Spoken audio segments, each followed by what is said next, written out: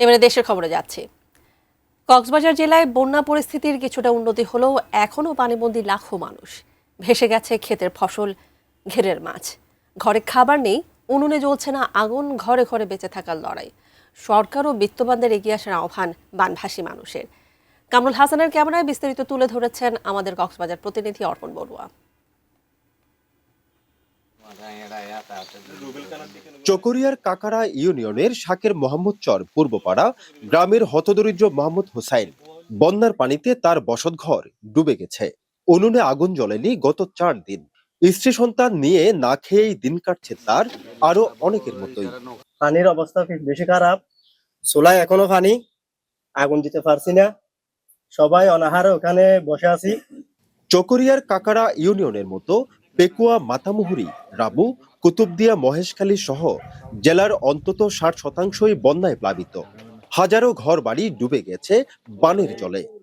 চলছে বেঁচে থাকার লড়াই। প্রায় 2 লক্ষ মানুষ পানিবন্দী এখনো, এবং এদের অনেক মানুষকে বাড়িঘর থেকে উদ্ধার করা দরকার, অনেক মানুষকে সাইক্লোন সেন্টারে নেওয়া দরকার, অনেকের গবাদি পশু বাঁচানোর দায় হয়ে পড়েছে।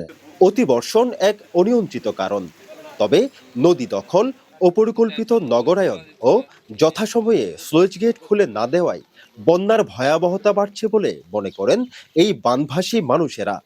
মাতামুহুরী ভরাট হওয়ার কারণে পানি নিষ্কাশনের ব্যবস্থা সম্ভব হচ্ছে না।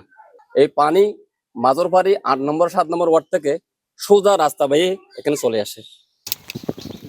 ভারী বৃষ্টিতে কয়েকদিনের ব্যবধানে কক্সবাজার জেলায় পাহাড় ধসে মৃত্যু হয়েছে 20 জনের।